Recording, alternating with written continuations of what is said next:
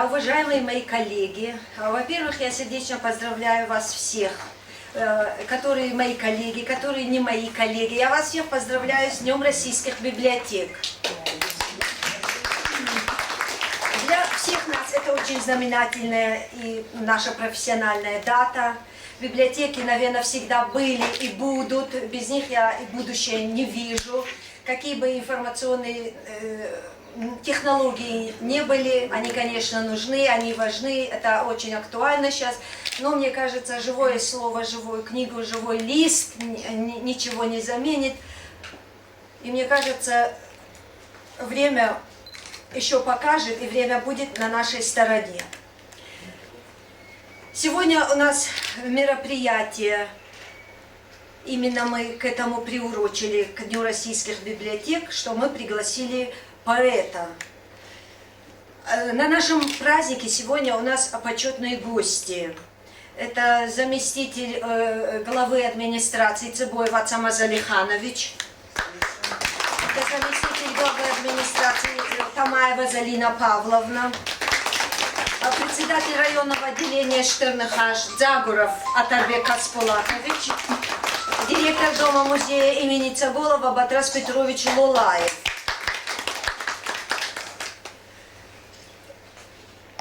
Дальше продолжит Сабанова Фатима, которая будет ведущей нашего вечера. Стари, поэт, ты должен петь, гори и полыхай, дыши огнем, тебе ли тлеть, тебе ли отдыхать, живи глубинами души, жизнь коротка, мой друг. Борись, кричи, беги, спеши, пока из сердца стук. Не расплескай свою любовь, успей ее раздать. Воспой друзей, родную кровь, своих отца и мать. Свети звездой, горя зарю теряющим свой путь. Для этого Господь твою наполнил сердцем грудь. Ворвись словами и добром в сердца, умы и души. Пусть озарится каждый дом на море и на суше. Живи, твори, дыши. Ты дух земли, поэт. Лучами грей своей души, неся добро и свет. Таким видит назначение поэта в этом мире Асламбек Пагиев, известный в республике поэт. На сегодняшний день на сайте стихи.ру опубликовано около 400 произведений Асламбека Пагиева, объединенных в 5 сборников. Сказки для взрослых детей, метаморфозы, железный мир, попадая в прошлое, и француз, куда вошел одноименный роман в стихах. Асламбек Казбекович сегодня у нас в гостях, и я счастлива представить его вам.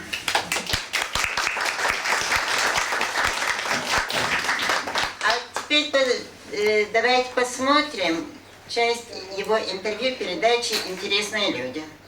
Каждое новое имя в творческой среде вызывает к себе интерес. Кто этот человек? Откуда ведет свои истоки? Расскажи нам, пожалуйста, немного о себе. Родился я в Советском Союзе.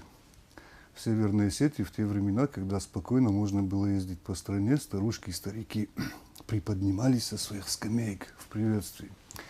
Старшие не ходили с сигаретами в руках, младшие не позволяли себе бегать с пивом в руках.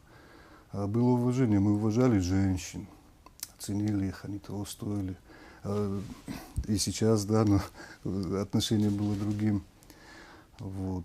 В такой стране я родился. Учился я во второй средней школе города Алагира. Учился я хорошо, но я был очень балованный, поэтому в 14 лет меня маме с папой уже доставила милиция из Верхнего Сгида. Я хотел туда... Это за что? Ну, я хотел в шахту, я хотел работать, уже убежал из дома, да, ну, такой вот балованный был. В 15 лет я уже звонил из Ленинграда, что вот я поступаю в политехнический институт. Потом я учился в ГМИ нашем. В 17 лет я взял академический отпуск, уехал в Одессу в поисках работы, там приключений. Потом была армия. В армии я познакомился с очень огромным количеством людей из разных вот республик, да.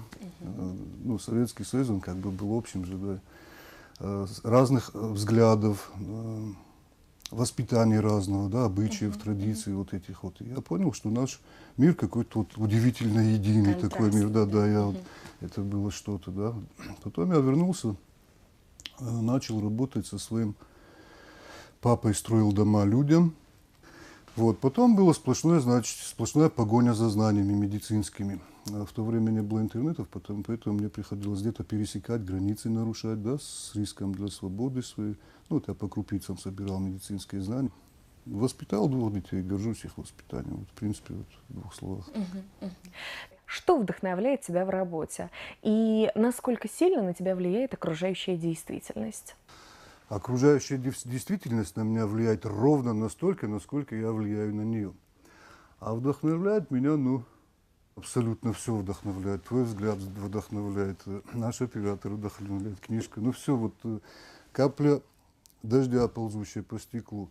Ну, в принципе, абсолютно все, понимаешь? Листья, которые вот за окном там шуршат между собой, там Надо быть общаются, творческой да. личностью, чтобы это все заметить.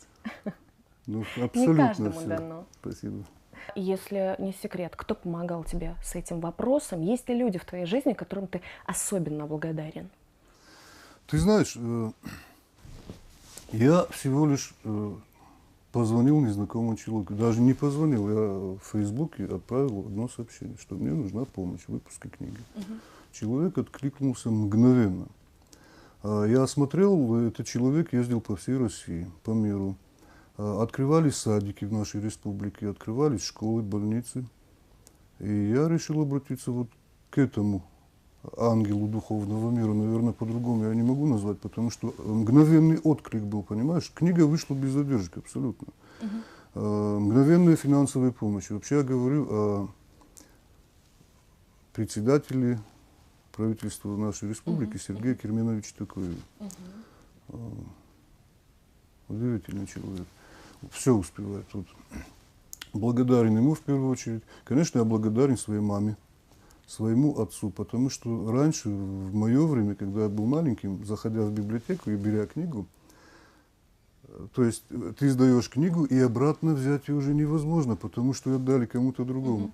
Приходилось, то есть я решил сделать что? Я брал книгу, начинал сразу переписывать ее в общую тетрадь, чтобы потом прочитать. Понимаешь, да? Вот. И моя мама с папой, они как бы могли пройти мимо этого, не заметить своих родительских вот этих вот заботов, но они заметили. Они начали покупать мне тетради стопками и ручки вагонами. Я писал. Я благодарен своим родителям. Конечно, я благодарен моим учителям. Всем моим учителям, я обожаю их, я люблю их. Школьным учителям. Я благодарен всем работникам детской библиотеки, в которую я ходил. Я благодарен всем нашим младшим, которые верят в нас, видят нас, доверяют и идут по нашим следам. И само собой, тут даже, наверное, не благодарность, это такое чувство, что и выразить-то.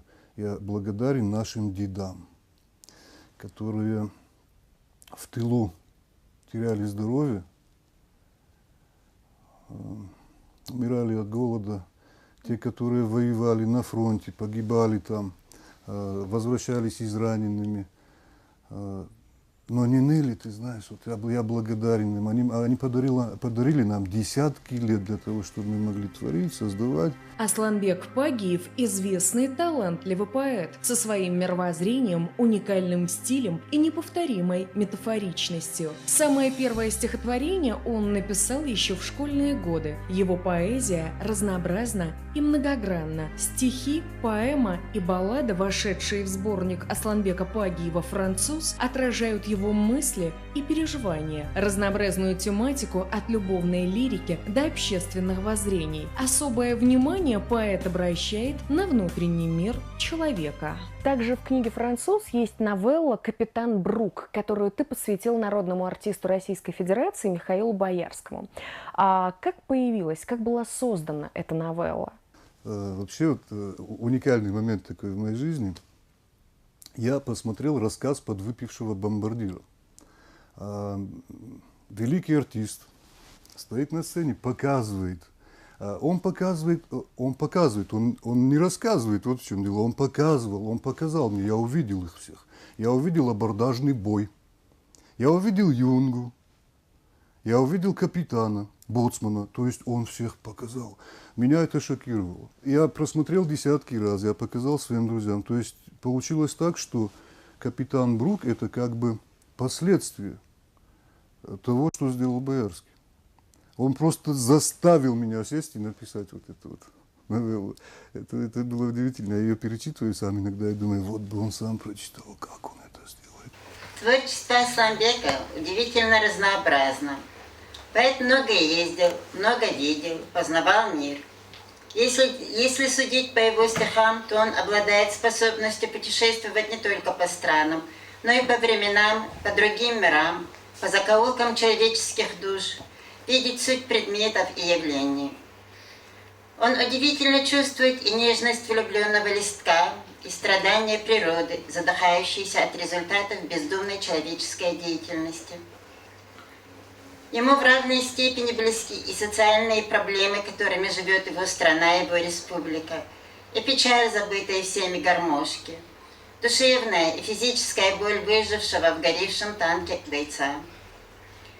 Совсем недавно страна отпраздновала очередную годовщину Победы. Это особая тема, к которой обращаются поэты уже 8 десяток лет. В творчестве Асланбека Пагиева стихов, посвященных Великой Отечественной войне и ранам войны, много. «Слеза Осетии», «Ветераны», «Все вернутся», «Вы не знаете», «Рисунки на земле», «Медаль», «Устал я, братцы» и другие. Казалось бы, что нового можно сказать о Великой Отечественной войне, о невернувшихся воинах, о матерях и вдовах? Какие слова нужно найти, чтобы стихи не стали перепевом уже давно сформировавшихся у читателей образов? Асланбек находит неожиданные сюжеты, яркие и эмоциональные, проникающие в самую глубину читательского сердца. Таково его стихотворение о медали, которые река долго несла до родного дома погибшего воина. Медаль. Раскинулась ракита над рекой, упрятав с нею тайну под водою. Медаль давно обретшего покой, исчезнувшего без вести героя. Десятки лет, толкаема водой, она катилась к берегу родному, с известием, наполненным бедой, и доплыла, врастая в берег Дона. А над ракитой старая изба, откуда уходил мужчина в бой. Болясь почерневшая резьба, слетели ставни, оком взгляд слепой. Его здесь ждали долгие года больной отец и матушка с сестрой. Несла им весть железную вода. Но слишком долго, дом теперь пустой. Ушел отец, за ним усохла мать. Сестра в печали скоротала век. Навеки вечные их, отправляя спать, похоронил их добрый человек. А здесь, недалеко от их могилок, медалька под ракитою лежит последней весточкой о брате и о сыне, о том, что он сразился и убит. Совсем мало осталось в живых ветеранов Отечественной. Старые, порой немощные. Они стараются оставаться в строю до последнего, встречаются, идут к памятникам. Об одном из них стихотворение ветерана. Слезой по изможденным векам бежит соленая вода. Безрукий инвалид, калека, герой войны, герой труда. Рукав заправлен аккуратно, блестящие орденами кити. Ранений, шрамы, многократных наградами укрыл воитель. Дойдя до памятного танка, знакомых гусеничных звеньев, старик безудержно заплакал и опустился на колени. Оживший танк летел в атаку, прикрыв собой советский мир. Снаряд немецкий бил по бакам, зло матерился командир. По пальцам гусеничных траков прямой наводкой снаряд ударил, а второй по баку. Живьем товарищи сгорят. Механик потеряет руку, но выживет. И каждый год он в этот день приходит к другу, что, как и он, еще живет.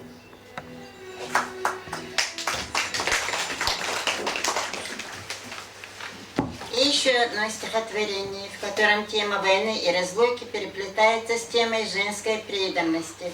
«Девушка на камне». Сознанием запечатленный холст. Владикавказ взирает на луну, бурлящий терек под китайский мост несет свою могучую волну. Чуть ниже, по течению реки, на берегу валун лежит огромный. Творение невидимой руки, семи равнинной отпрыск горный. Природой чудно выбиты ступени, воссоздают в уме карандаши, два сердца на вершине камня пели, смеялись две влюбленные души. Сияли звезды, и ярился терек. Он призывал в свидетели луну. Увлек мужчина девушку на берег, и здесь она доверилась ему. Война не пощадила их и многих. Теряя дух, не жалуя костей, на невеселых фронтовых дорогах он ждал письма и радостных вестей. И вот оно, Владикавказ не сдался, погнали немцы осетины прочь, ребенок и старик за город дрался. И знаешь, я тебе родила дочь.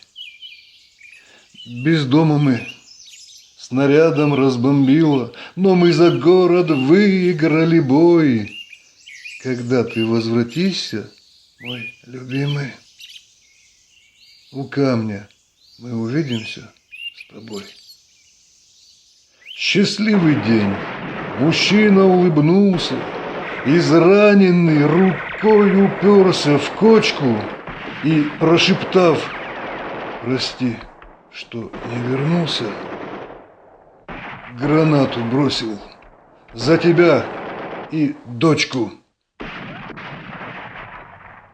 Старушка, положив цветок на камень, рукою гладит странные ступени. Тревожит сердце раненая память, сидят, обнявшись на вершине тени. Владикавказ под лунною звездою несется терек под мостом китайским. Седая женщина, промокшая слезою, стоит и ждет обещанного счастья.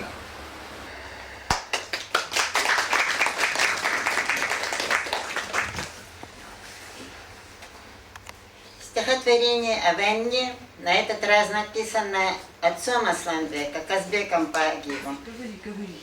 К 50-летию этой Сталинградской битвы немало Русь видала грозных, несущих ад и смерть вождей, и на полях ее морозных немало вражеских костей.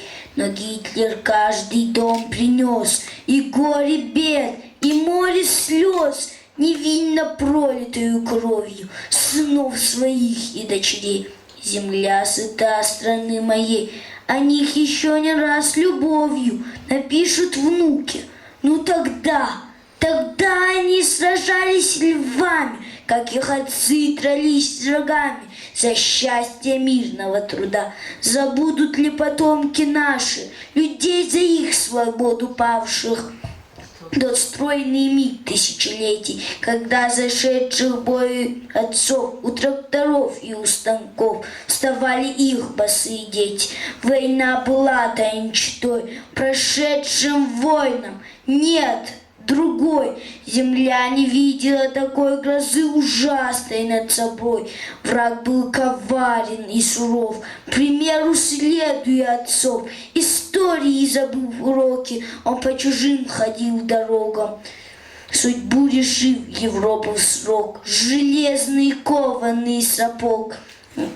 Поля топтал его России, меж тем не русские, другие, страшась расправы над собой, ему отдали, дорогие, душе свободу и покой. В былых боях неодолим, он полный счастья столкновений, и нас в победном пьянении хотел поставить на колени, как павших ранее пред ним. Он ликовал, он черной тучей сметал с лица земли моей творения лучшие людей, культуру их и строй могучий. Народов, братьев, визаков, освобожденных, был готов он превратить своих рабов. Фашизма яда напоен, из наших тел топил он печи, и ненавидел человечьи порядки наши, и сквозь сестер наших жен свои матрасы набивая. Шагал оружием брецая, и поражения не зная, как ранее Наполеон. Кровавый, жаден и жесток, он долго гнал нас на восток. Под натиском машины группы мы отступали, стиснув зубы. Какие там еще отборы, шли разговоры среди солдат. Но знали, верили все споры, решит у волки Сталинград. И вот пришел он в Сталинград. Не каждому дано понять приказ страны не отступать. Но он тогда нам был не нужен, какой был жизнью нам отпущен. Мы знали срок, что в отступлении и наша смерть, и смерть страны, что выстоять должны в таком сражении и победить. Тогда отлично понимал и рядовой, и генерал.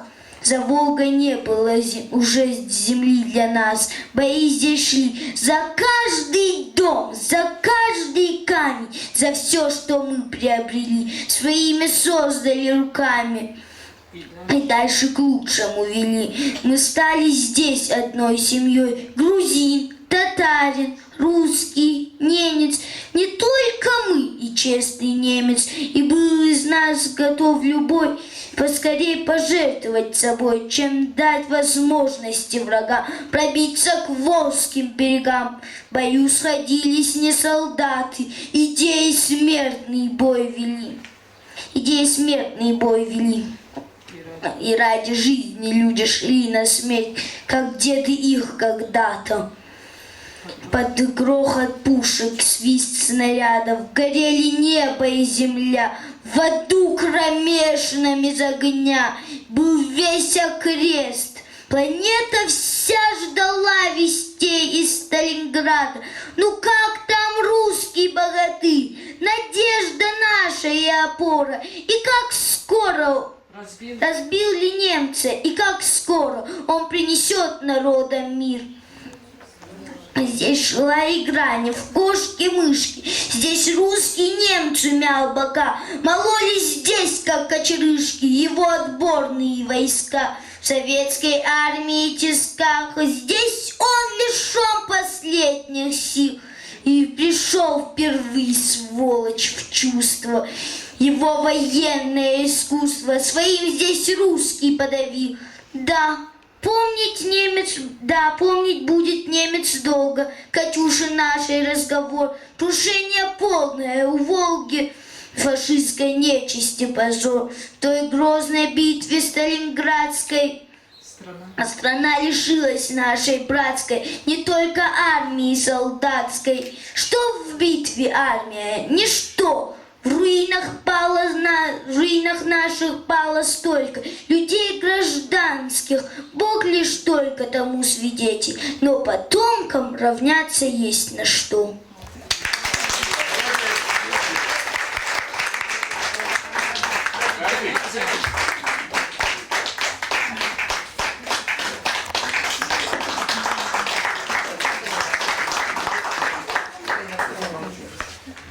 Глубокое уважение Асламбека Аппадиева к поколению отцов и дедов, одержавших победу в страшнейшей из войн, проявляется не только в стихах, посвященных Великой Отечественной, но и в стремлении сохранить и защитить те духовно-нравственные устои, которые они нам заповедовали. Бескорыстие, ответственность, взаимовыручка, как основа жизненной и гражданской позиции поэта, находят отражение в его творчестве. В гневных строках стихов пауки, не с вами, а сбившиеся с пути бремя ошибок. Не плюйте в родину, шакалы.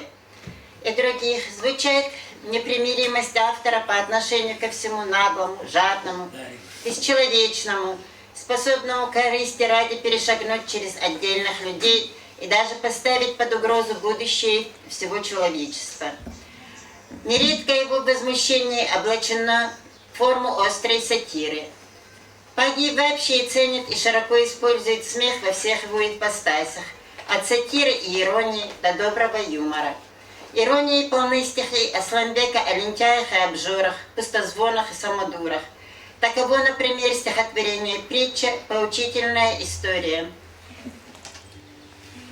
Валун с вершины всех критиковал, он обзывал их мелочью и шебнем, любил себя великий самохвал и гордо реял над скалистым гребнем. «Вы кто?» — кричал он камешком в реке. «Зачем вы родились? Зачем живете? Вот я, смотрите, здесь, на высоте, под небом ясным вижу горизонты. Мне солнце друг, что греет мне бока, меня вестями наполняет ветер, а вас накрыла мокрая река. Вы ничего не видите на свете». И камни отвечали из реки: «Большой, но глупый, чем же ты гордишься? Вести с тобой споры не с руки. Ты все поймешь, как в шебень обратишься». Он не желал их слышать голоса, он не желал ни слышать их, ни видеть. Ласкали взор героя небеса, не в силах был никто его обидеть. Под ним родня его, песок и мелкий камень, но сотни лет он был для них чужим. И день за днем, годами и веками он оскорблял породы, что под ним. Вы — грязь земли, не стоящая взгляда, я ваш король, защита от дождя. Возрадуйтесь, никчемные, я рядом, и восхваляйте вашего вождя. Держались стойко, такова порода у щебня, что лежал под валуном, считая, каждому дано свое от Бога. Лежали, молча затаясь под хвостуном, но как-то самый маленький из рода, устав от унижений и обид, что наносил валун из года в годы, тихонько воеводе говорит: «Под пропастью у речки видим берег, лети туда, Создателя венец.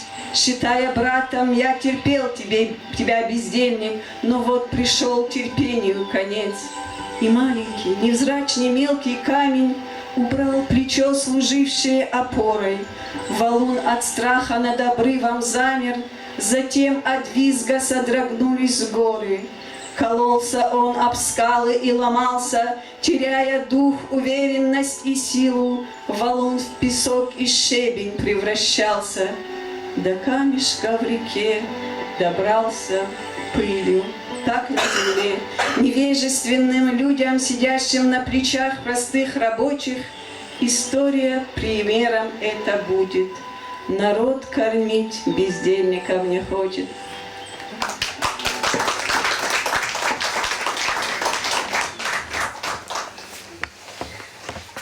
Вот так и мы, мечтая стать горой, уходим щебнем мелким на покой, как мудро сказал Асламбек Азбекович в другом стихотворении.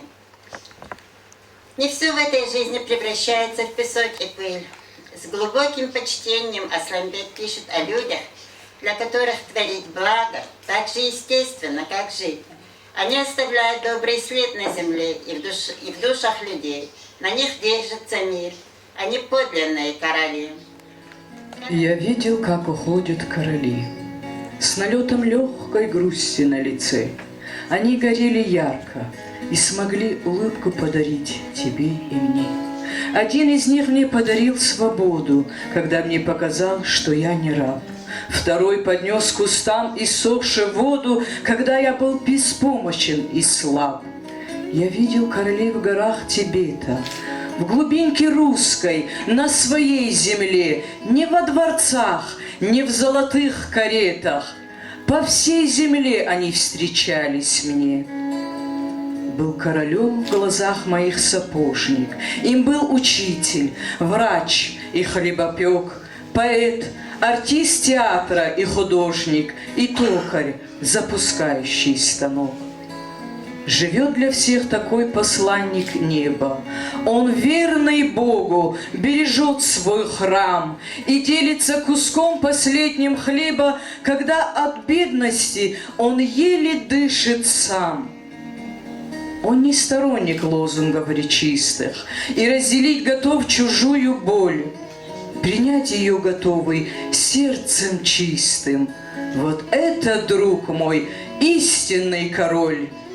Я видел, как уходят короли на небеса, приобретя билет, но полон королями лик земли, и новые рождаются на свет.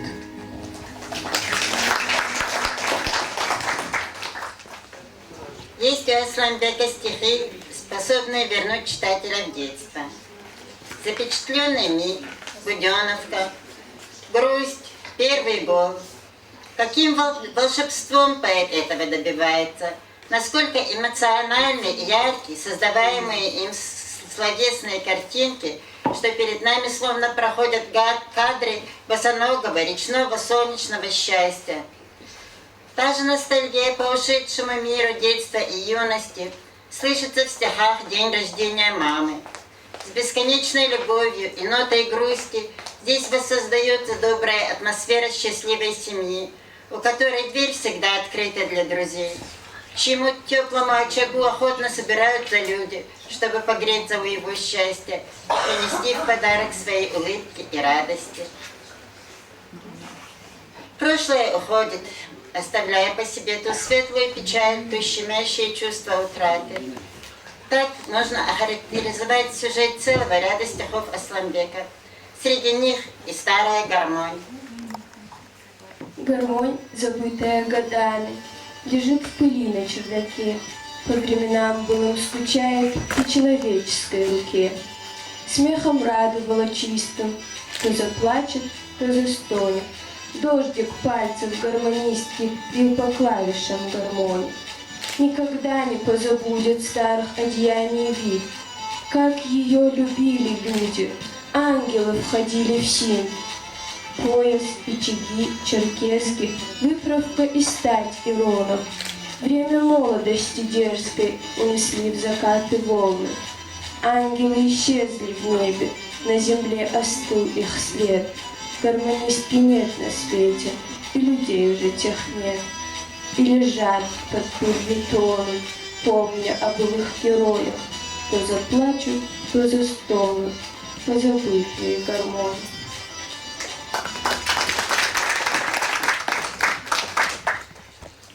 Из прошлого, из мира детства и юности, думается, сохранилось и восприятие Асламбеком Багиевым людей как членов одной семьи, независимо от их национальности.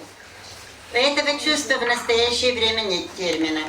Как бы прекрасно ни звучало слово «толерантность», оно, согласитесь, не совсем то же, что и прививавшееся нам понятие братства народов. Это словосочетание перестает казаться банальностью, когда читаешь стихи «Не знаю я людей чужих», «Дружба». Присел на край плиты могильной, ладонь к плите свою прожал. Курянин пожилой, но сильный, слезы мужской не удержал. Глядел в портретные глаза, нахмурив тяжко брови и дуги. Катилась горькая слеза и омывала плиты друга. На женщину оставив дом, ценивший дружбу как святыню, он ехал сутки за рулем к могиле друга осетина.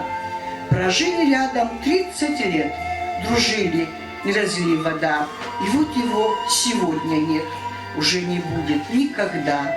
Подкравшись тихо, незаметно, пришла негаданная беда. Десятки сотен километров их разделили навсегда. И друг теперь лежит далеко, мир замер, и на сердце пусто. Но если грань умам высоким, и если расстояние чувствам, он встал. Покойся с миром, друг, прижался к камню на прощание. И я увидел это чудо. На друга лился свет из камня. Разве можно обозначить эти эмоциональные строки Пагиба прохладным словом толерантность? Трудно охватить все тематическое разнообразие поэзии Асламбека Пагиба. Невозможно очертить круг созданных им образов. А среди них есть не только знакомые земные, но и пришедшие к поэту из других миров. Впрочем, как разграничить в создаваемом поэтом образе земное и фантастическое? Например, когда речь идет о женщине. Или особенно, когда речь идет о женщине. Взять хотя бы стихотворение «Художница» про девушку, которой было доступно выразить красками все.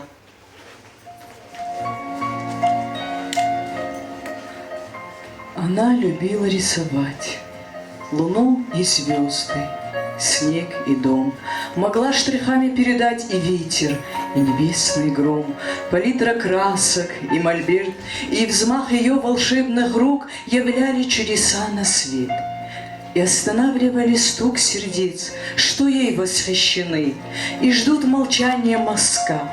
И в этом мире тишины ложилась на мольберт тоска. В ее картинах явь и сон любви корыта в небесах. Сезонов яростный муссон их надувает паруса.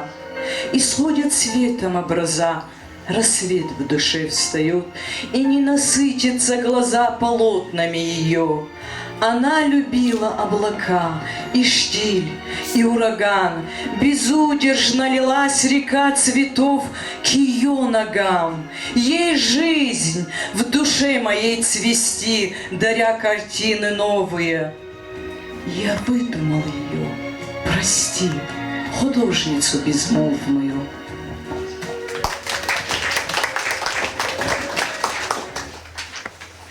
Созданных Асламбеком Пагиевым женских образах, будь то девчонка-подружка детства или взрослая женщина с нелегкой судьбой, неизменно ощущаешь нежность, бережность, которую к ним испытывает автор.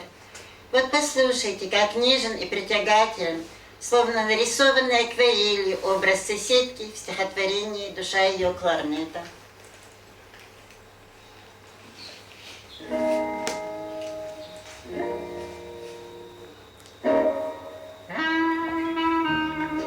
В окнах дома у соседей вечером зажегся свет. Но в одном укрытом пледом третий месяц света нет. Раньше первым освещала мой балкон оконце это, оживавшая, дышала жизнью музыка кларнета. Стоя на своем балконе, я глядел на профиль женский, музыкантом восхищенный и мелодией вселенской. Третий месяц света в окнах нет. Мелодия молчит, но душой ее кларнета в сердце музыка звучит. И тоскуя по кларнету выхожу я на балкон, и в моих руках поэта грустью плачет саксофон.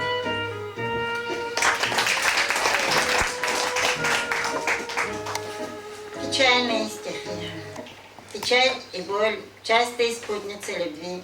Но как неохотно отпускает от себя сердце даже мучительную боль, если она вызвана любовью.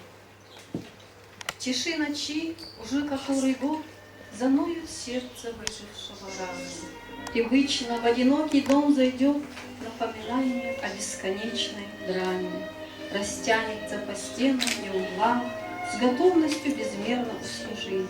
И море слов, звонков и телеграмм начнут меня по памяти кружить, неся меня туда, где было счастье, любовь, прикосновения и вздохи, туда, где я в нежности во власти не боли и мышиной суматохи, овладевая разумом моим, уносит память в радужные дали, и я летаю ангелом по ним, теряя грань иллюзий и реалий. Но вновь заноет раненое сердце, что зло Любовь порвала на куски, и заревет обиженным младенцем, мир возвратив неслыханной тоски. Нещадно ненавидя и любя, бессилие устав свою нести и отпустив навеки от себя, однажды я скажу себе прости.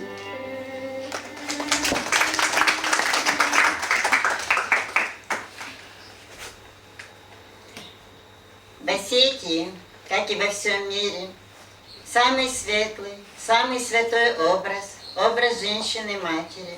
И, наверное, у каждого поэта есть хотя бы одно посвященное ей стихотворение. Асланбек к образу мудрой, любящей матери обращается неоднократно, с любовью и нежностью, почтением, благоговением, с отчаянием перед оглушающей потерей. Тема любви к матери относится к вечным темам и присуща многим поэтам. Она мне тоже близка, хотя я не пишу стихов. Почитав стихи Асланбека, поняла, его творчество многогранно, но мое внимание привлекли особо стихи, в которых он обращается к матери. Ее нет рядом, а он разговаривает с ней. Рассказывает, как он ее любит. Это меня очень тронуло. Я не писала своей матери стихов, не приходилось. Не говорила ей даже ласковых слов, о чем сегодня я очень жалею. Если бы ты знала, Асланбек Багиев, куда идти, в какую даль податься, кому важны... Простите, извините, я волнуюсь, я знаю, куда идти, в какую даль податься, кому важны и боль моя, и чувства, в которых сам не в силах разобраться, рвут разум мысли, а на сердце пусто. И пустоту взрывает эту воем, залитое слезами черной крови дитя, навек лишенное покоя и мягкого родительского слова. Не может сын смириться с тем, что маме на свете этом рядом с ним не быть. Ох, мама, мама, если бы ты знала, как я люблю, продолжила бы жить.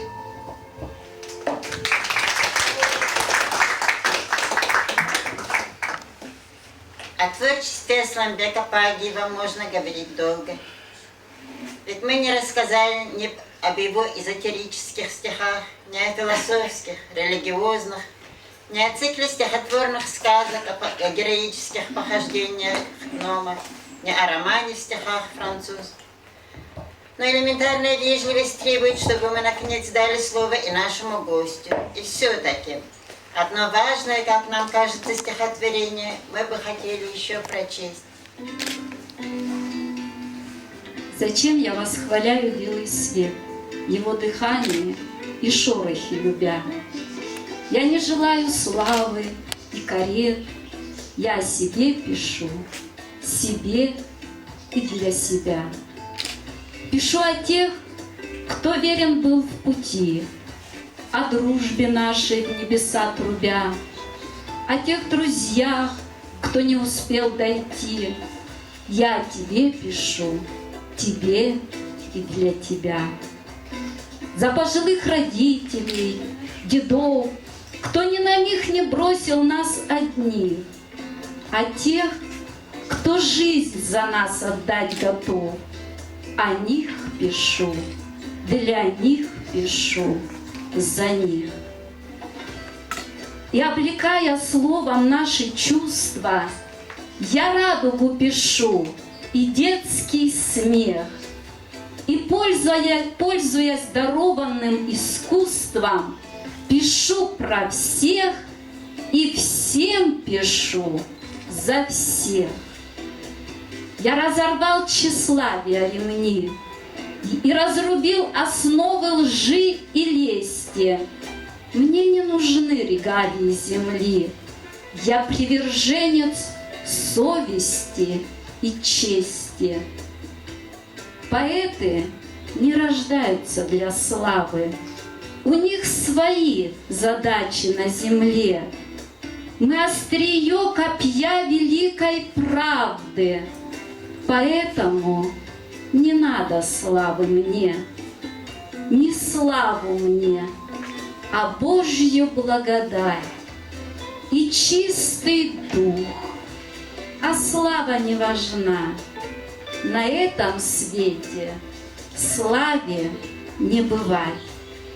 Ну а на том мне слава не нужна.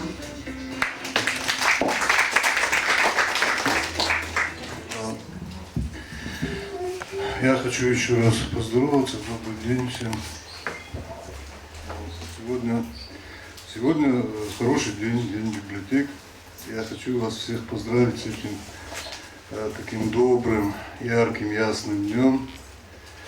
Хочу, чтобы ваши дома наполнились радостью, теплом, добром, светом.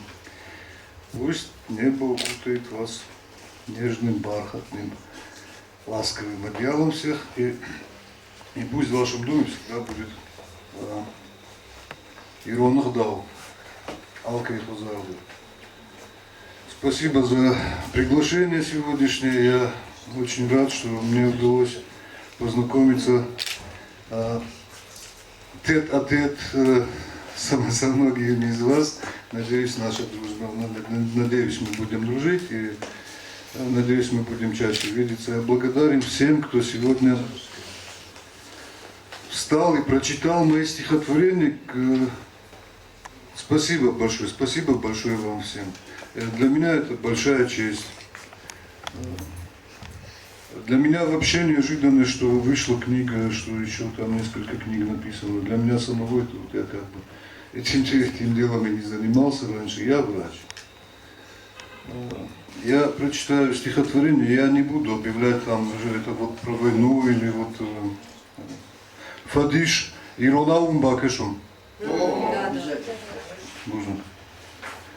Ашаштиш Мауда Кару, Налманиш Майтема Хурта, Анасашик Мабон Налу, Арвеймал Ашгалан Сдурта, Ашкуттойна, Адихкуттой, Ратытой Накух, Наках, Аманын Набуарка Хуртой, Джихайло Будыштам, Мах.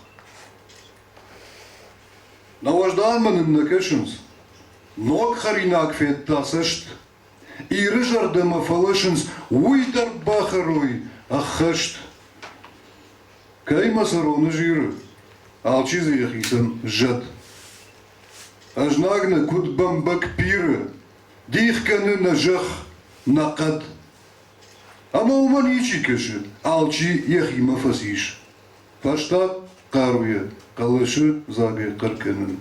Фадиш.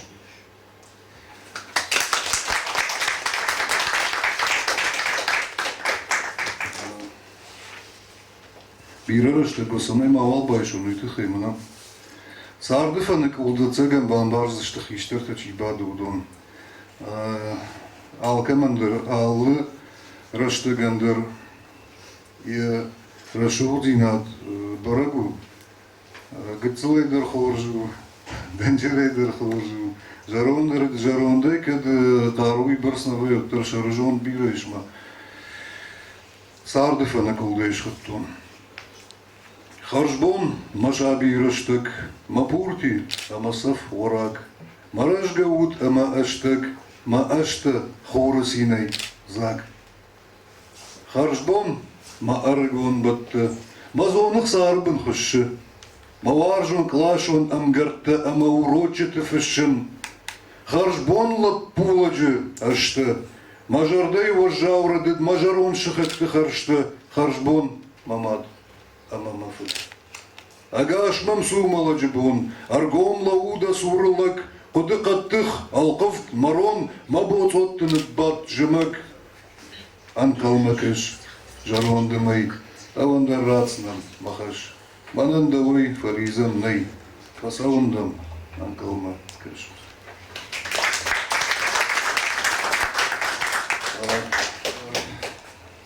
На Валах иш коштану фешта аррафияу.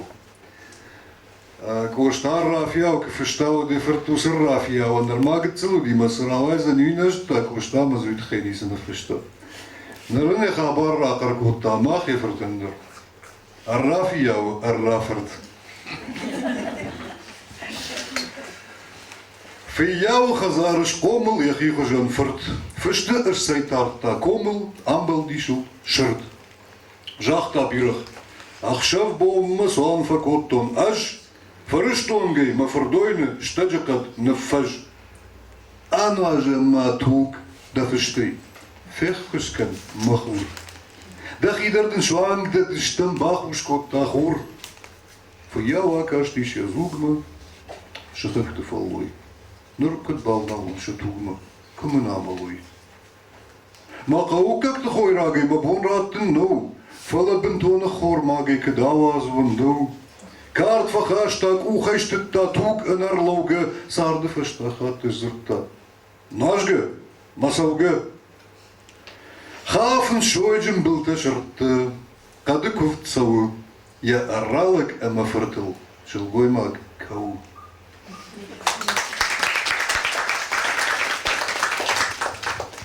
Мана мамам, я иша абон нахиштырты иман хашкут тунда шалам бира. Ой, фырт. Не бжаджи кой гутта. Ирона бжаган дихкананный. Ирона бжага ижнардар махан нисиш. Нафудолтай ман намадолтай бажади авдишан не бжаг. А мы кутырколын пытаканан ишнам Ирона бжаджи мида гиш аллахажон нахашакат. Ама уи махан усы аллахажон нахашакат махвама дихмакана фалана батка қамакана. Курайграм однын хсаусы баррат мавайтах салдар нахашакат жонуй. Уи амонду. Ахамады маген ешардаш хаттахждар қамак уша камай фандыдар. Махта дихтаканан чидар трыша ражи хашыма. Мамана яй Ирона бжага ишхытту. Ажуаржын шеппатык жакты. Фалазы юмат тынк тырнын. Авшады жарды кумта Ирона бжаган якорнын. Я фалман шыфтырты шыр-шыр. Я волда фугуланты ахашт. Я хахты цуппытайкашын набавшатсан. Насэшты акашт. Ашфеттон Аллах уже адам. Андаржа хатулдар фадан. Фала Ирона бжаджа адан. Ферох макаруил надан. Мафынтыю махашта қаума, нахахты бінма, машацупма, бідірту валдафма, цахнаума, ажжыды шарай, татартупма. Мафыдалты важдан авжак, най рай дайындын, най корон, мажарда даравдыдай зак. Намайын шеппат, вжарын дау.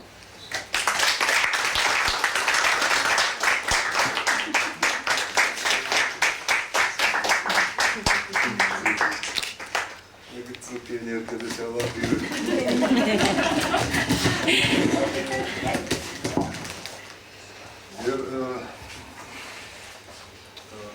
Гацулраждар, кажется, что хаштоном завгаты. Манан мы на феделте жнардар, удон сапаттак шарашты, удон шаудтама ша горта жахабын бажадышты. Шешчита камдарым бинскам, что и жонгадар на канам. Тысячи лет прошли, такого детства ни у кого не было. Вот за 1000 лет то были предвоенные годы, то военные годы, то разруха, то голодуха, то еще что-то. Манамахы, единственное поколение, которое увидели чистое детство. Манашах дакжарды, махетта меничифетта. Мамахан на фаделтах уж бираса дартафа кабахатаркан, на эмоции там нахатаркан. На фаделтах уж кафакана, мана ферохсей, ахдау. Мана нашахактам на бахаттуй, на бажунгакуттуй, мана хиотту неш баштуй. Махва цаган рухфаканам, удон хашты фашты райбердышты, чидарта хашты фешафи. Ама хазарта амайн кади, фашты маши волатты, хормагай мама луил кадыкуттуй, нама куттыр мах, удатту қлама мақадыканам, мана махнештым. Нахада камнештым, алчидар шабик шахырканам, мана яйда вон уда жахжыргы. Ола уюдах иштер, манайда асы шылгой маг, уда шахак ты шылгой маг, долой тада шахак ты чижг, я кайдар чижг дар фотфал я хойл намай, мах экен гановой, каман калма кыша. Политикон вечер зрава дишла, аганским. Бакеснам, асам завга, хаштыты хайверу цаган. Рисунки на песке называется. Речной затон. Парнишка бойкий рисует на песке мечты. Несется в небо голос звонкий, боготворит тебя. А ты, 17 годов от роду, его фантазией полна. Уставилась смущенно в воду. Ласкала легкая волна твои молоденькие ножки, и наполнялся смехом рот. Росой, покрытой дорожкой, он утром уходил на фронт. Бежали следом со слезами, бежала ты за ним и мать, и обе с мокрыми глазами вы обещали, будем ждать. Явился мессер с высоты, набросился голодным волком, немецкий ас похоронил мечты, пробив из пулемета гимнастерку. Когда-то было посидевший волос, тревожит сердце треснувшего струнки, ей на затоне слышен звонкий голос, и на песке мерещатся рисунки.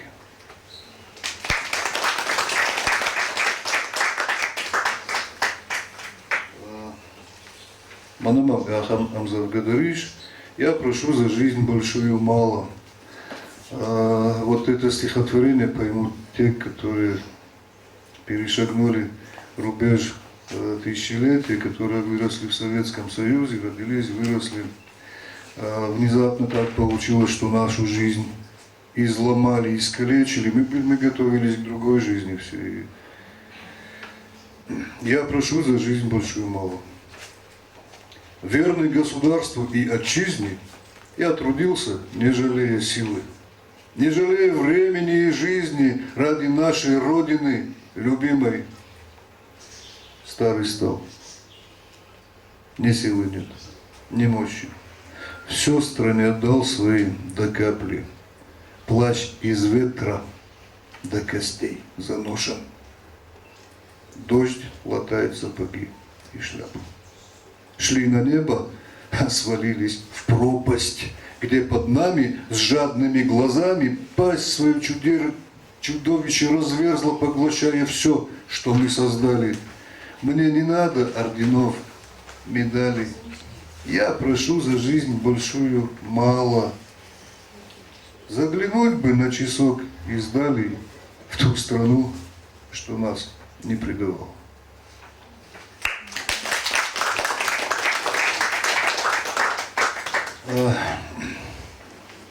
Злата оператор наш, администратор наш, я не знаю, как Злату назвать, она бегает, она носит, она и оператор, и фотограф, и администратор, и как-то.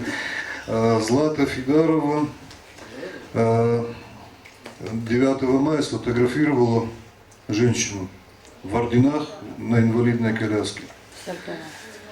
Я увидел эту женщину, и я увидел фотографию, я увидел только фотографию, я увидел глаза этой женщины.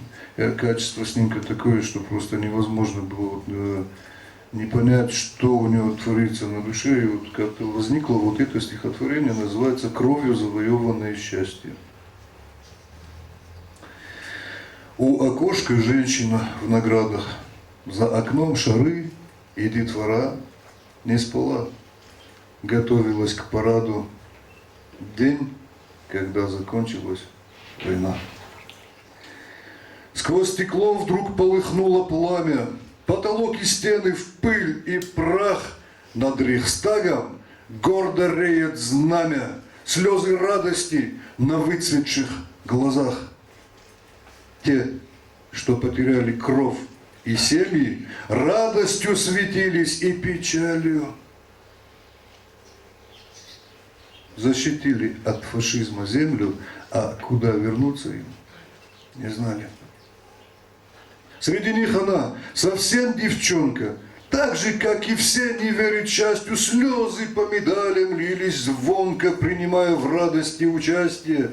5 минут назад на поле брани, перемазанная кровью и землей, бинтовала санитарка раны, моя лица раненых слезой. 5 минут назад, а будто вечность. Миг один похожим был на год. Хрупкие несли к Берлину плечи многих, кто закончил здесь поход. При параде женщина в коляске, нежно гладит слезы ордена, кровью завоеванная сказка алым кумачом обогрена.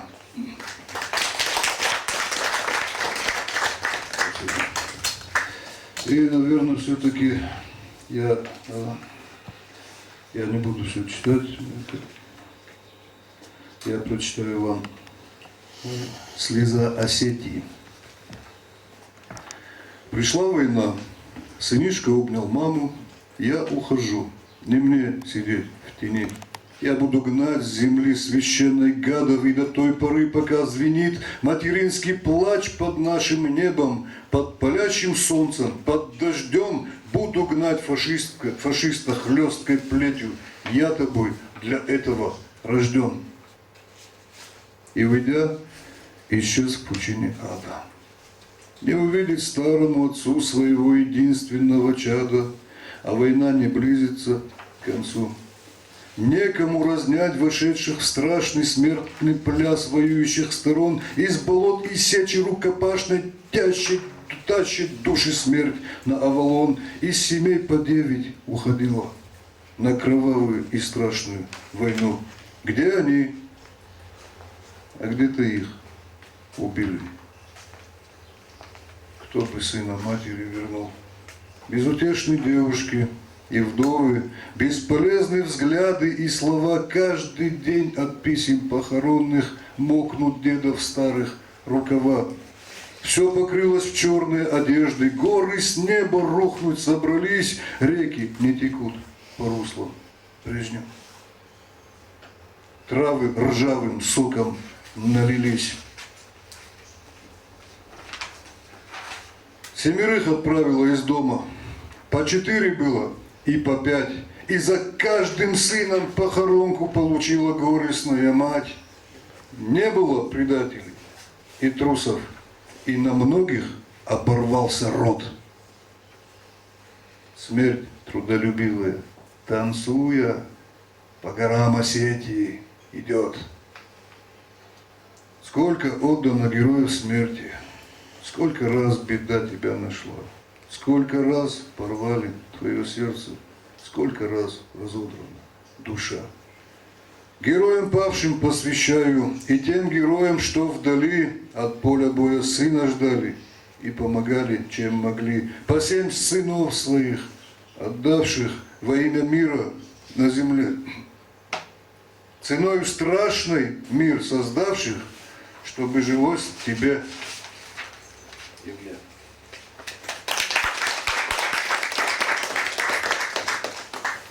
Я немного, наверное, вот сейчас отвлеку вас от этой темы, прочитаю, наверное, еще пару стихотворений. Бескрайнее чувство. Сразу трудно как-то переключиться, вы же меня простите. Бескрайнее чувство. Я хочу подарить тебе небо с облаками и радугой нежною, высоту, где никто еще не был, и свободу бескрайне безбрежную. В небесах кружат птицы и ангелы. Я боюсь потерять. Заиграйся. Бесконечная звездная мандала. Я боюсь, что ты в ней затеряешься. Я хотел бы смешать утро с вечером, подарить тебе жизнь небольшую гроздь. Я хочу подарить тебе вечную, нескончаемо добрую молодость. Я бы взял океаны глубокие с островами и рифами смелыми, положил бы все это под окнами, под ногами отчаянно белыми. Я в кувшин собирал для тебя моря. Посейдон сурово нахмурил бровь. Как же выносит тебя земля, просто возьми, подари любовь. Солнце от смеха смеется, рвется. Нет, зря ты спектакль остановил. Столько в галактике нет планет, сколько у этого парня сил. Понял я, Господи, благодарю. Благодарю вас и ночь, и свет, сердце навеки тебе подарю. Такой любви ты не скажешь нет.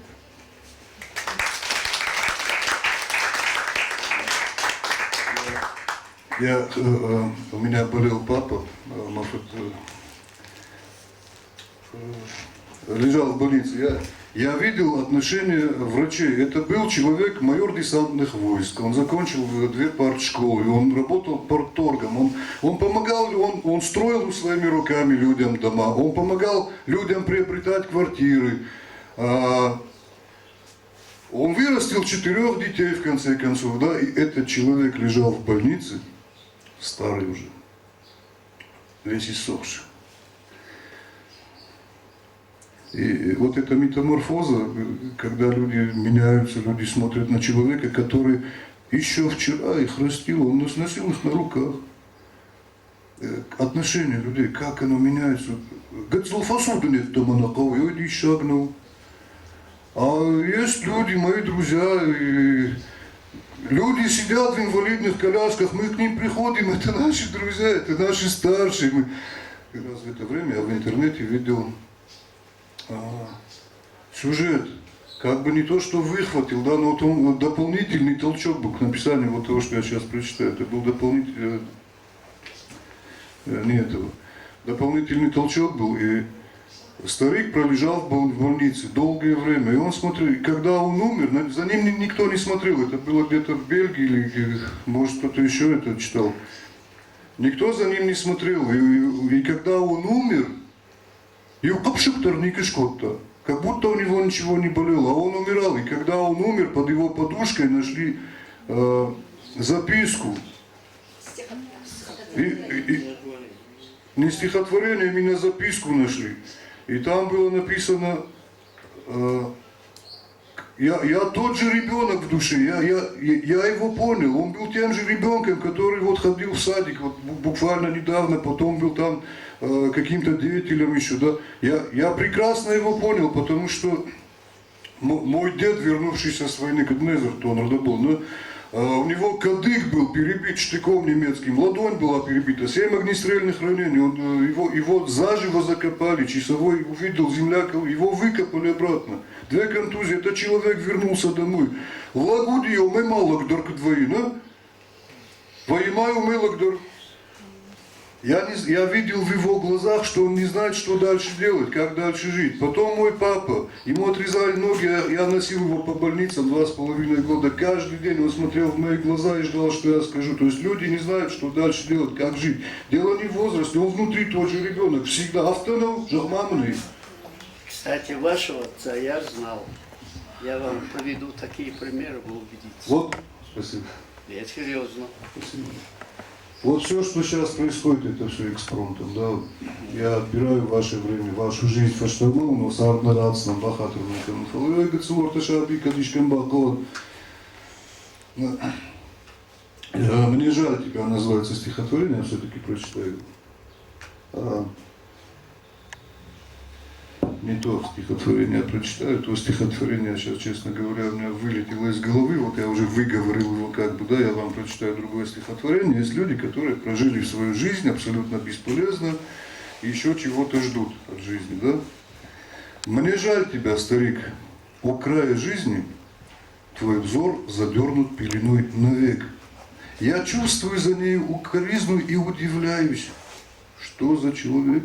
Ты жизнь прожил без доброго поступка, играл и пил, все делал для себя. Лишь для себя ты совершал покупки, обогащался лишь себя любя.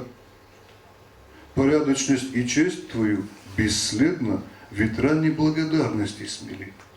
Ты не сказал спасибо человеку, поднявшему тебя вчера с земли.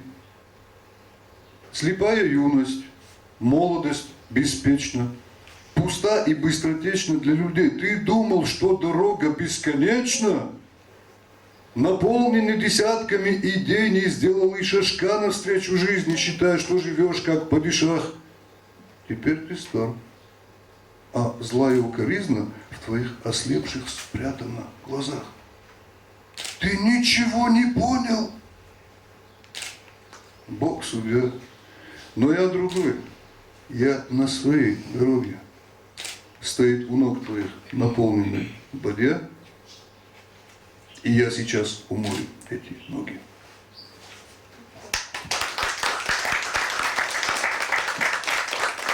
И, наверное, вот это обращение, это больше не стихотворение, это, наверное, больше обращение. Мад кеманиш, мад. Фет кеманиш, хиштырты, язару. Какенгеса кенакенамут махтарничи какензен. Махнахи кухтар на мадмана федекнарачем, кенасанах кабышкенам. Алафтаки кенамазухтар. Намавдор так кербава изнан. Мана уисахат катаг, урташи валат там бакаш фабажилункал. Это все прекрасно, но чего то школу узы, что доходок на узно. Там одно дофициал масам свой машасу. Берегите, называется стихотворение. Как мне вернуть вам молодость и силу, наполнить юностью и кровью ваших жил? Она звонила часто, просто так, без повода. И это раздражало. И я, болван, законченный дурак, так мало пообщался с милой мамой. В погоне за рублем, в пылу работы всегда мешали мамины заботы. И я, бросая трубку, говорил: перезвоню. Но так и не звонил. В кругу застольном, в яростных утехах звонок от мамы создавал помехи. Сейчас перезвоню, я говорил, но забывал и не перезвонил. На сердце холод, на сердце пусто. Холод леденящий, и от обиды на себя меня трясет. Звоните, говорите с мамой чаще. Пока не поздно, выскажите все. Я,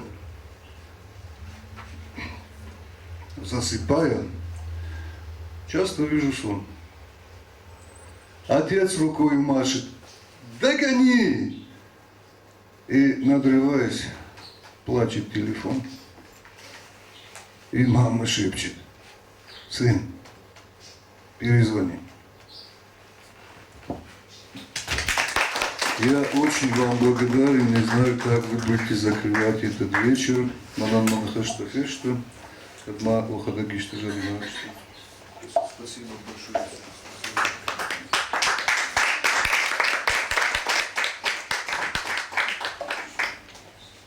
Поэзия – это, конечно, тайна. Но можно, конечно, представить жизнь. Мир бы не рухнул, если бы не было поэзии.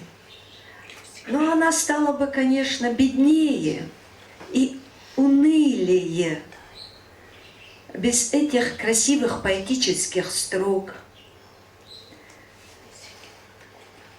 без богатого духовного мира человека, который их творит. Мир стал бы совсем другим, если бы не было таких людей, как Асламбек Пагиев. Если бы, говорит, по миру прошла трещина, то эта трещина бы прошла через сердце поэта. Есть такие строки. Вот сейчас мы увидели богатый внутренний мир, неравнодушие, особое видение, особая подача чувств удивительного человека Асламбека Пагиева, который сегодня, которым мы сегодня себе сделали праздник. Извините, но это так. Мы вами сделали себе праздник. Вы нас украсили. Далее я бы хотела, так как у нас не всегда бывает возможность встретиться с живым поэтом, я бы хотела, чтобы мы задали ему вопросы. Вопросы. Они, наверное, у вас уже есть. Для начала я сама хочу задать вам вопрос.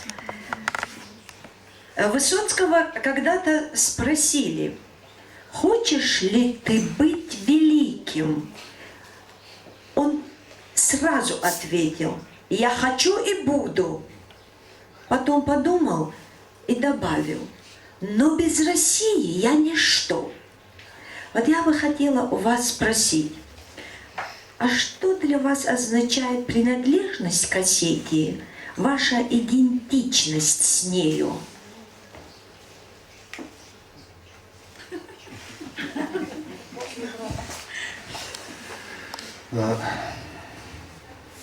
Хочешь ли ты стать великим?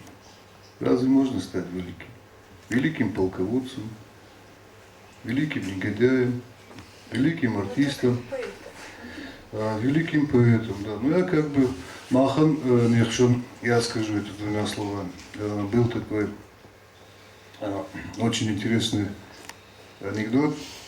Осетины попадают в армию, и им говорят, в полном составе, я имею в виду, осетины попадают в армию. Им говорят, рассчитайтесь на первый, второй. Первый. Рассчитайтесь на первый, второй. У нас вторых не бывает.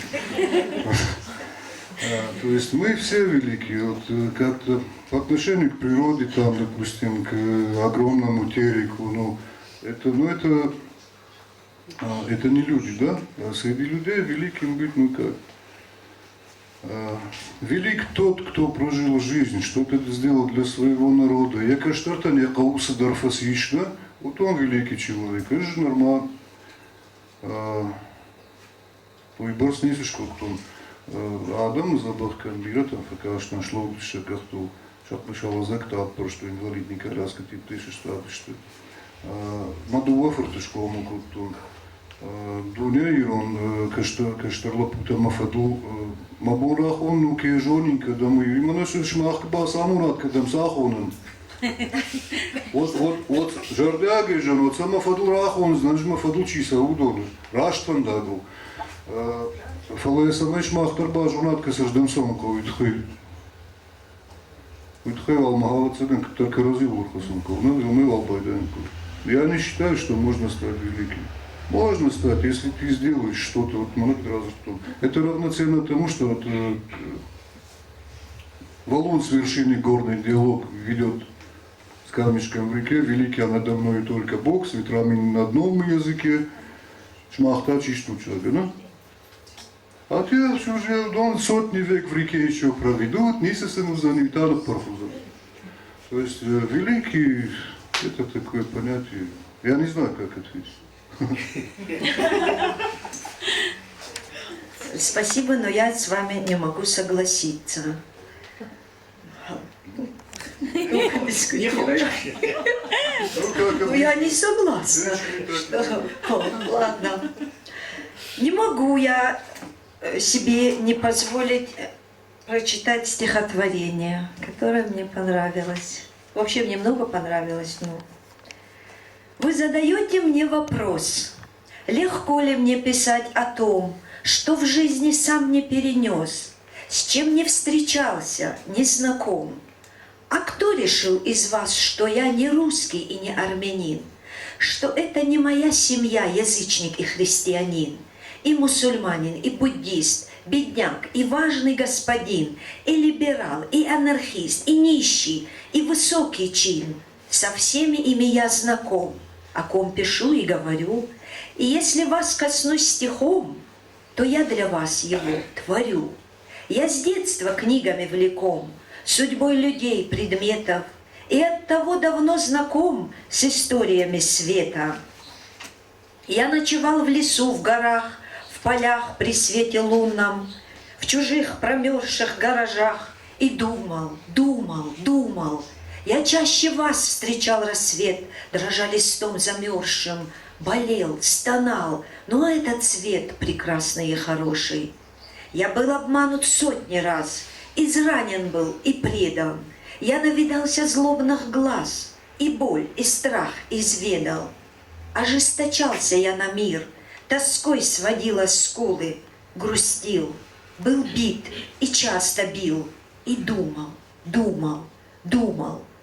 Да, есть ли тема не по мне, неведомые чувства, и есть ли на большой земле прекраснее искусство, чем понимать других людей и ощущать их сердцем, планету чувствовать друзей с открытой к сердцу дверцей.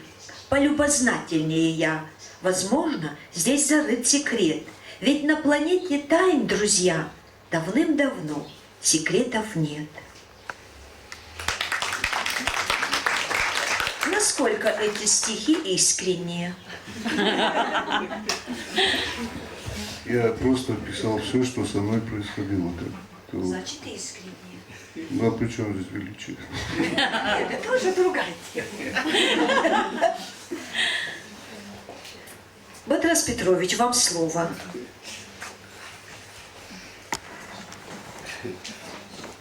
Знаете, вот настолько много сейчас в голове вертится. Вот и говорите. И столько чувств вот в ваших стихах, и вас самого, и в мир. И вот когда полистаешь, я обычно сзади начинаю листать всю, любую книгу по заголовкам. Там весь мир. Там вы куда только нас не ведете. И самое главное, вы искренне, и вам веришь. Вы понимаете, вот сейчас я вот, будучи вот на этом вечере, это сказка. Это вот все сейчас со мной согласятся, что вы сотворили сказку, и нам его подарили. Вы подарили, потому что, ну, каждое стихотворение – это открытие мира. И вы нас вместе с собой ввели в этот мир. Вот я должен сказать, что стихи я начал писать еще в детстве. Но я убедился в одном, что я вымучивал стих. Пока он становился, я его десятки раз переделал. Я понял, что у меня нет своего языка. Нет языка своего. И я не стану таким, как Малев Георгий, как Куста и так далее, а быть обыденным просто стихоплетом. Я понял, я бросил. Я любил, люблю и продолжаю работать, но уже в другой области. Не в этом дело. Теперь я вам скажу, что с вашим отцом я был близко знаком.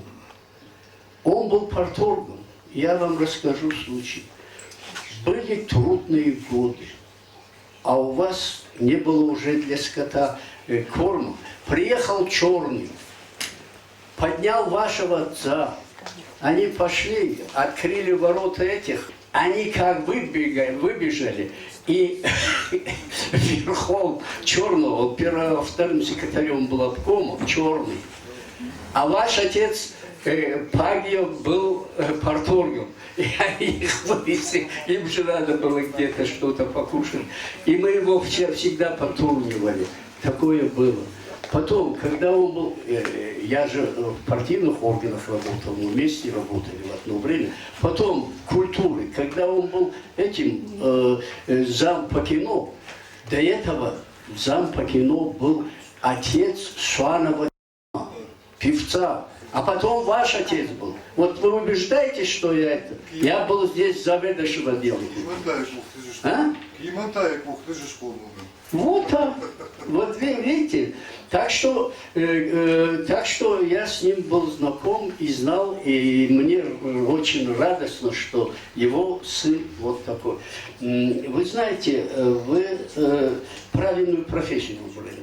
Я имею в виду врача. Если бы вы не были врачом, так тонко бы вы не чувствовали. У вас есть свой слово, у вас есть свое слово. У вас я теперь, честно, я о вас слышал, но то, в чем я сегодня убедился, вы состоялись. А дальше и больше, это уже хорошо. Вот мне очень, я скажу, что сегодня я стал богаче, намного богаче, благодаря вам. Спасибо вам.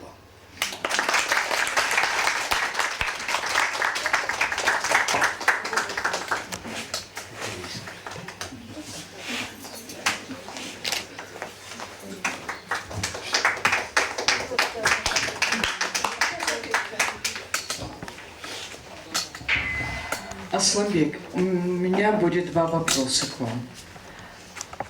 какая тема вам ближе всего и чьи стихи, каких поэтов вот, вам ближе, вот по духу ближе? Спасибо за ответ.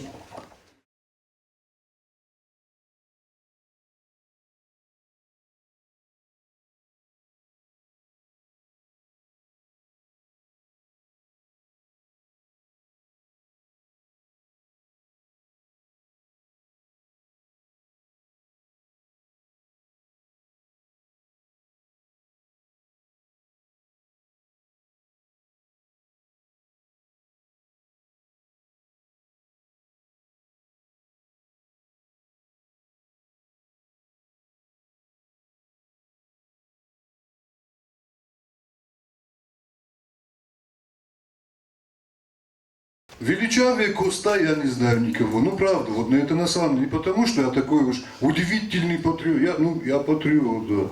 Но не из-за этого. Коста на самом деле, Коста жил не в Москве, не в Питере. Коста жил на Чебе, он жил в горах. Он видел, что такое бедность на самом деле. Коста истрадался на каторге. Те, которых привозили на каторгу на Кавказ, Каторга. На Кавказе каторга. То есть надо. А лубон фыштахар. Каторга. Фышифутхар алубон. Каторга. Коштата ортакам рудник. Ну это же действительно даже не из-за жизни его. На самом деле почитать Коста это правда. Это уникальнее поэта на земле, я думаю, пока еще не был. У него свой стиль, у него свое слово. Коста истрадавшийся человек, который любил свою Осетию, любил каждого муравья здесь. Кто может быть величавее? Я вопрос упустил, наверное, да? Упустил я вопрос, да? Нет у меня любимых писателей, нет у меня любимых певцов, нет у меня любимых. У меня каждый человек в отдельности любим мною. Алчидар якуттак чижоны кенин, будь это токарь, будь это кочегар, будь это осенизатор, человек, который убирает за всеми, все мусоры. А он за ними убирает, уйдоны лагдару. Чижоны кенин, мираши кенин, удона шасурам бомбира, то есть тут как бы нет у меня любимых. Я вас люблю сейчас.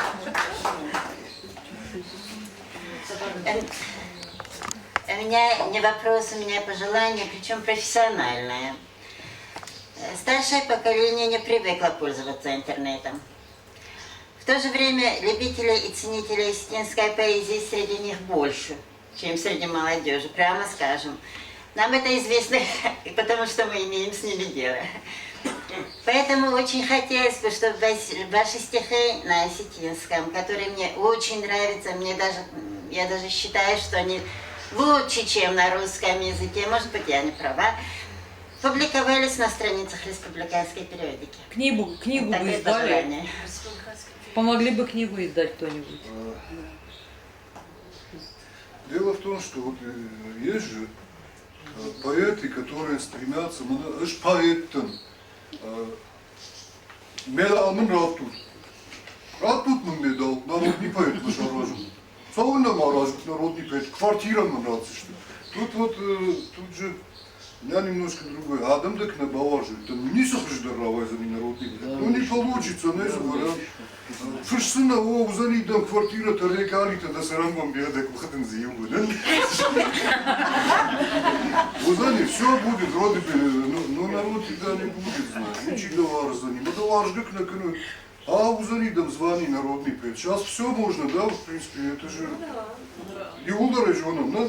Южара гакот тачидар, мане ахамдыр, мажахына мажын. Южара кемдыр, акот тайдыр кемдыр. А жена фек что? Ничего фек что, амбадуги. Молодая заслуженная артистка, пожалуйста. Нашей республики. И от этого что меняется? То и народную дают. Сызы в уме заслуженная артистка, я хамкейщими. Я выхожу. Наим Калашевич, Ну, то есть, бира это еще, или что? Бира это, она была Саша обрыгает, мы потихоньку можем все менять, к четвертую бинаты, что тут, на к четвертую, обуавших, свой фанду и линканут, амонут.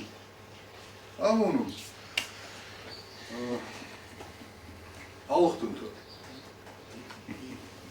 А потом просто убежал опять, да? Не, нормально. Навели на Обычно новые. всем говорят, вы убегаете от вопроса. Я тоже убегаю, забиваю что-то. Навели на новые вопросы. Раз уж вы узрели регалии, то слово предоставим Цыбоеву Ацамазу Алихановичу. Это, конечно, мы не можем дать звание народного, да? Но если уже мы вас пригласили, если Дегурский район вас пригласил, это большой шаг в этом направлении. Трамплин. Да. Я, в свою очередь, хочу поздравить вас всех с праздником, с Днем библиотекаря. И, как сказала Наталья Ильинична, поздравить и работников библиотек, не работников библиотек, потому как это наш с вами общий праздник, и я вас от души поздравляю. Дорогие друзья, к сожалению и к своему большому стыду я сегодня не могу сказать, что я хорошо знаком с творчеством Асламбека Казбековича, но после этого мероприятия я для себя решил однозначно, что обязательно это сделаю. Я посоветую это сделать своим друзьям, близким, коллегам по работе, потому как для меня однозначно, что Асламбек человек удивительно талантливый и удивительно интересный в общении человек. Я сегодня хочу сказать вам большое спасибо. Спасибо за ваше творчество, спасибо за удивительные стихи. Спасибо за то, что решили провести этот праздничный вечер не где-нибудь в другом месте, а именно в Дегоре, в Дегорском районе, вместе с нами. И регалии не могу назвать, но знак уважения разрешите от имени главы администрации вручить вам почетный грамоту.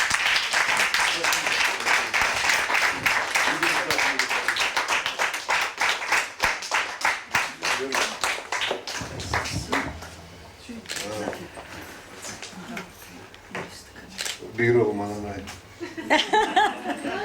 Сагежа, мана шурдак журнил. Жонгадары на макуфей. Сузани, кадузани, фиштер субиш.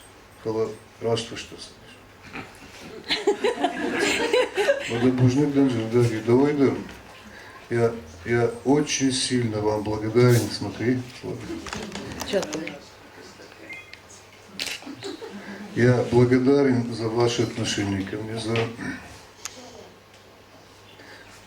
Ажоса гедер бира товар, знамет пакидер. На майгал, конечно, да, геш, алла, да имаш дер, на майна, гет служах учиться, на аллы мал зачдер, на когда боку штает, как дер, аллы мал зачдер, на майна, да, гем, айманам бира сдер, там, на нахер чью, вы мата кабах, еще на хазар, лаузани, вы мата заплет, там.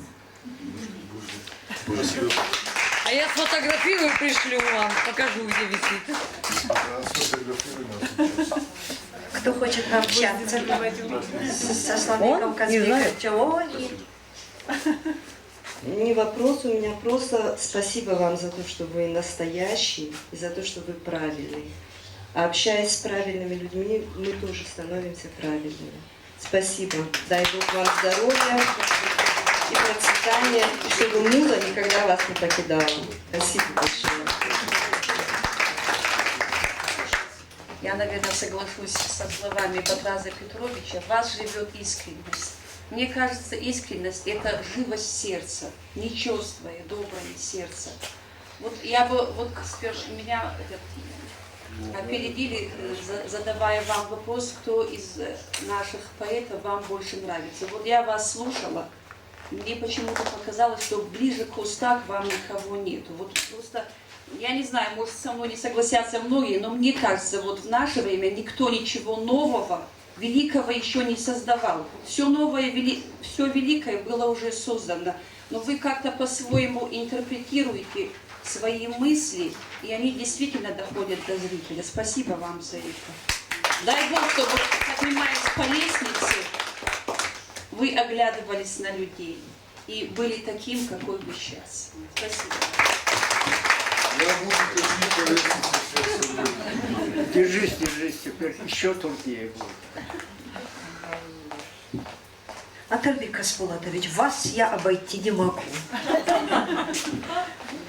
Я с удовольствием ждал, заметит меня, не заметит.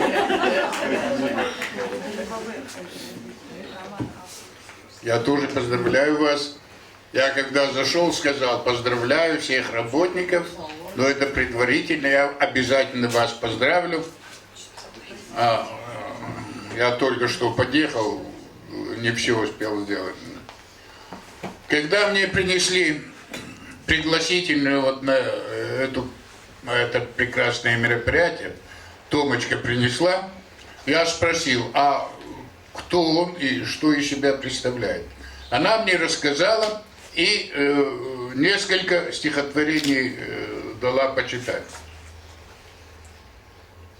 Я скажу одно, что не пожалел, что сегодня пришел.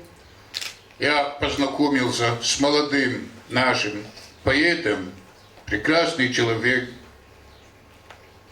не только поэт, не только врач, но еще и поэт, с чувством юмора, любит свою родину, любит Осетию. Я думаю, было бы лучше, если бы у нас были не поэты, которые пишут глубоко, широко, Камбелеевка река, а такие, как наш гость Аслан. Мы вам пожелаем самое хорошее, самое доброе, а вы еще не? Я еще вернусь. Не великий, да? Так вы говорите? Это он так считает, а я... Но вы на правильном пути. Вы дойдете. Дойдете обязательно.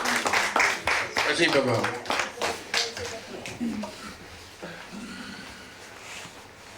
Вот сегодня у нас в зале нету равнодушных людей. Есть люди, которые любят поэзию, есть там сидят люди, которые и сами пишут стихи. В общем, равнодушных здесь нету. Я благодарю всех, кто сегодня пришел на этот творческий вечер.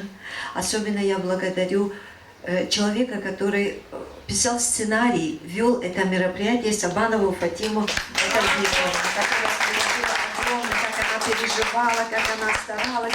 У нее все получилось, она молодец. Я думаю, эта встреча у них не последняя. Я думаю, они...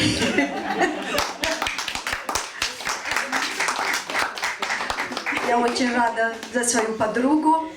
Спасибо Асланбеку Пагиеву за теплый вечер. Я думаю, что сегодня мы вот этим вечером в кругу друзей мы все стали добрее и счастливее, потому что мы провели умный вечер. Я смотрела, как тут люди переживали. Ну, Маху доктор, конечно, вот это трогательная у вас, конечно, поэзия. Нестандартная, я бы сказала. Вот, а за всем этим, наверное, нестандартность ваша. Вот вы мне этим импонируете, потому что не очень мне нравится серость, обыденность, каждодневность, мелочность. Больше нравится внезапность. И мне кажется, вы такой, продолжайте таким же оставаться, быть, дерзайте. У вас все получается, больших высот вам, творческого горения, творческих удач. Я думаю, мы еще с вами много раз встретимся. Я хочу предоставить слово Варзете Майреновне. Она прочитает еще стихотворение. Амо. Захар калга асов тамацуты. Забртан цауша кубда. Да цышку муштала тамарушта. Марушку той адамашаца. Шинтай кажга аленко тай унзу. Рашук твощил азавал муцаш. Шпалман каже, давдзе кутай дынга. Вашун зинат жардаю фахаш. Бая фонга. Рахар кану жарда. Ахононда быдрыцахнома. Мауданда мут амашакарда. Лашында ирыштома, макаума. Ну, и теперь самое время, наверное, подарить подарок. Тоню, Ивановна, вручите наш подарок Асламбеку Казбековичу. Еще большое спасибо Злате Фидаровой. Вот правильно сказал Асламбек Казбекович, что это незаменимый человек. Я вообще-то с ней раньше знакома была с ней. Это уникальный человек, множество профессий, везде успевает. И еще студентка колледжа культуры. Молодец.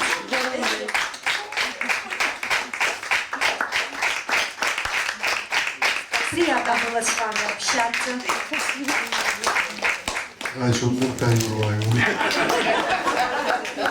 Давай. До новых встреч.